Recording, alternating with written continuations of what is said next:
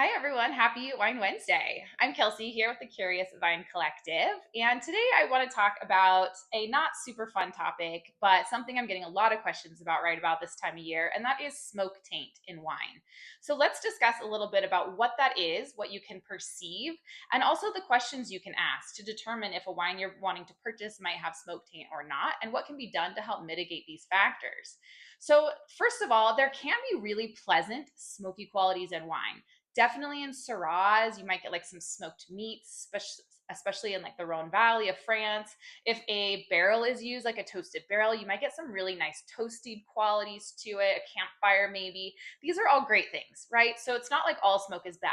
Now, smoke taint specifically is different in individuals, which is also interesting. So, for example, they did a study and they were blending in a percentage of smoke tainted wine with non smoke tainted wine. And at about 12% of the smoke tainted wine, consumers started to kind of notice it, but it wasn't bad. At about 25%, there was definitely a negative impact on the quality of the wine and consumer enjoyment. But of that test group, about 20% of the people did not notice any sort of perceptible difference. So some people are just not super sensitive to it. And so if you're that person, then it's awesome because you're going to be able to enjoy these wines that are probably marked down due to their smoke taint. I, for one, am not super sensitive to it. However, I get it a lot on the finish. And what I notice is on the finish of a wine, it'll start to like taste like I licked an ashtray. So that ashy sensation, sometimes it's kind of bitter, it can be medicinal. That tends to be the fault of smoke taint, and it's usually not desirable. Now, they've done a lot of research lately on ways to help mitigate smoke tainted wines and how to tell if something's been affected. And so far, the best way to tell if a wine may become smoke taint or have the smoke effect on it is just chemical analysis. So they've really narrowed down what chemical compounds are causing this smoke taint quality. And so if you talk to a winery, maybe ask if their wine was tested, because some of these wines are completely fine.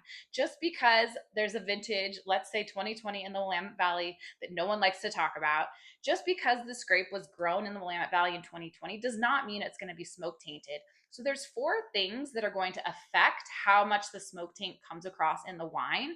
One is the growth stage of the grapes. So if the smoke happens earlier or later in the season. Now they have found though that even earlier, if the smoke is of high enough concentration and length of exposure, it can potentially have a later effect. So, grape variety makes a difference. The length of the exposure and then the composition of the smoke and the concentration all determine whether or not this grape is going to have a potential to be smoke tainted wine. Now, there are ways they can mitigate. There is dilution, like I mentioned. So, some grape growers who may have smoke tainted wines will often just sell those grapes to someone producing bulk wine where it will get blended with other non smoke tainted grapes.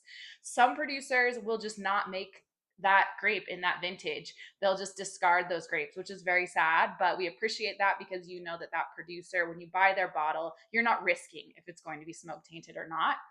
And there have been advances in ways to mitigate it if it even is smoke tainted. Things like distillation has been studied, carbon filtration. They're finding fining agents, ways to try and remove these smoke tainted chemical compounds. So that's having some progress. It's still very new, so they're still working on that a lot.